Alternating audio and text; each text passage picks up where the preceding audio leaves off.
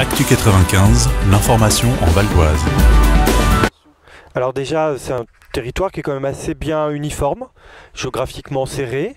Toutes les villes appartiennent à la communauté d'agglomération de Cergy-Pontoise, donc on va aussi présenter un projet qui sera dans ce cadre-là. Et puis oui, effectivement, des populations différentes avec des villages et puis des zones sur le plateau plus habitées, plus denses en immeubles, mais on va travailler sur des sujets comme le logement qui touche absolument tout le monde, la sécurité, l'environnement.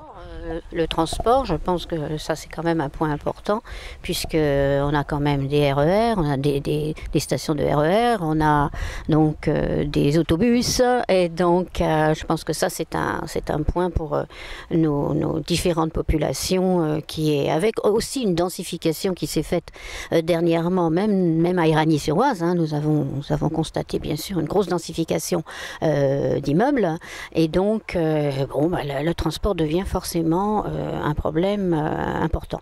En plus, enfin, la politique du Conseil général, c'est vraiment une politique du quotidien.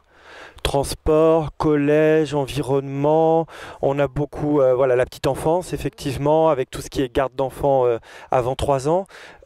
Donc c'est pas une question, on n'a pas vraiment une question de génération ou une question de revenus ou de type de population, parce que vraiment la politique du Conseil général, elle s'adresse beaucoup au quotidien, elle s'adresse à tout le monde. Je veux dire, la politique des transports, vu que ce soit transport routier ou transport en commun, ferré ou bus, ça concerne toute la population de ce canton.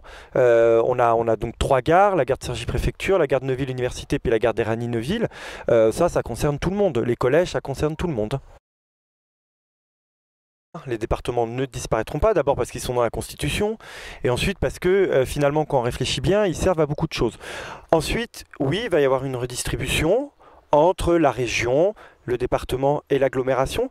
Justement, le fait que ces 5 communes soient toutes membres de l'agglomération de Cergy-Pontoise, ça va nous mettre en première ligne pour négocier tout ça.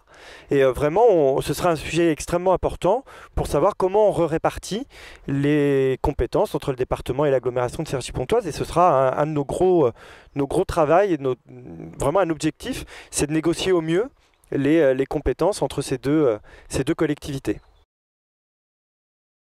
Ils ont hérité d'une situation économique difficile, avec les socialistes ont laissé une dette quand même abyssale dans le département, qui en plus a été cumulée avec une crise économique et puis une baisse des dotations aux collectivités locales de l'État qui rendent les choses difficiles. Et néanmoins, il y a beaucoup de choses qui ont été faites.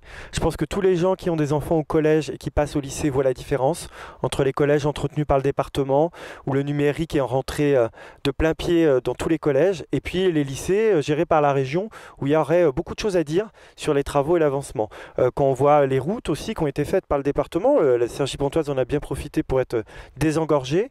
Le doublement de la RN14 qui permet d'aller vers Magny-en-Vexin et vers Rouen.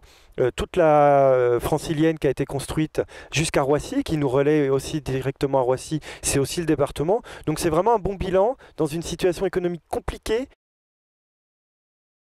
Moi, la seule chose que je trouve étrange, que des collectivités financent des syndicats. Quelle que soit la manière. Les syndicats, comme les partis politiques, doivent être indépendants. Et donc, il n'y a pas de financement à avoir. Par contre, que la fermeture soit faite sèche, peut-être qu'il faudrait organiser quelque chose pour que les syndicats puissent être accueillis autre part. Mais je trouve qu'il n'est pas très sain que des collectivités locales et donc des politiques financent des syndicats qui doivent rester indépendants de tout ça. Actu 95, l'information en Val d'Oise.